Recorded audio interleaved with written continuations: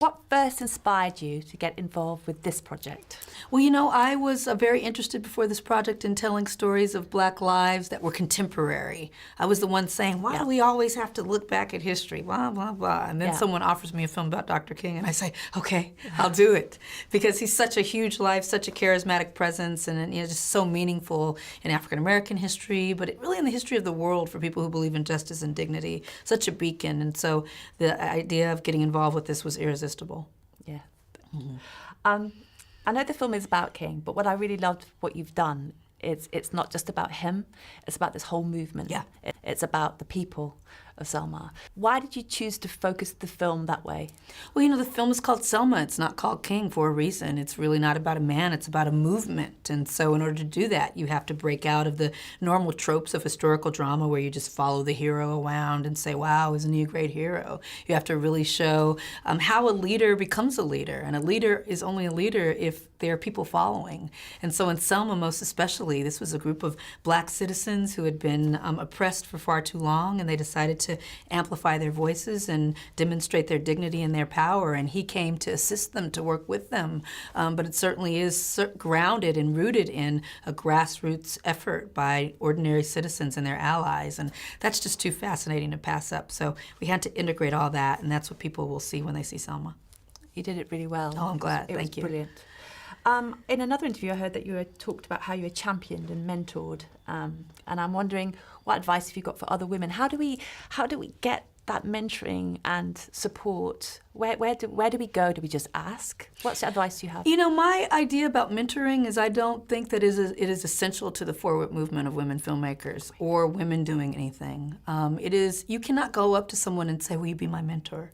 A mentor is someone who cares about you and wants to tell you what they know and wants to share with you. And I find far too many women, too many people grabbing for a mentor. That type of thing develops organically and naturally when you are doing your work. You will attract people to you who want to work with you, who want to help you. So we've spent far too long networking, grabbing cards, trying to get mentors, rather than focusing on your work, which is when I changed my mind about that and started to just do my work.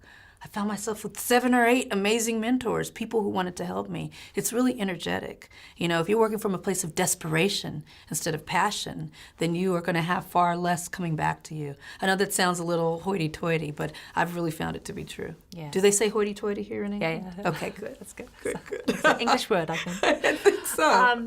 So the film is with Martin Luther King. We see him being inspired by God. I was talking to Oprah about this idea of where she gets her inspiration from. Where do you get your daily inspiration from when you get scared or you think, oh my God, I can't do it? Right. Well, I mean, you know, everyone has a different base of spirituality, whether you call it God, whether you call it nature, whether you call it life, the universe. Yeah. I think tapping into that is greater than yourself really helps to keep you balanced and focused. And so, you know, everyone has different practice, but essentially it's all the same. Yeah. It's operating from a place of love. And if you can do that in even the darkest hours, it gives you some kind of lifeline.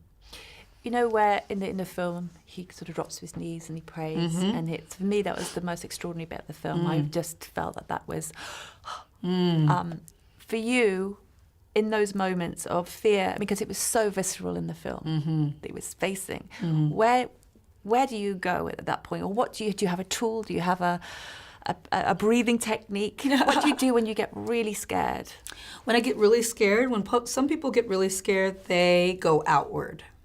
And they start to look outside of themselves, and they may act out, they may exhibit the fear outwardly. I think my practice, and something that will never be perfected, but something that I try to do, is go inside when you're afraid.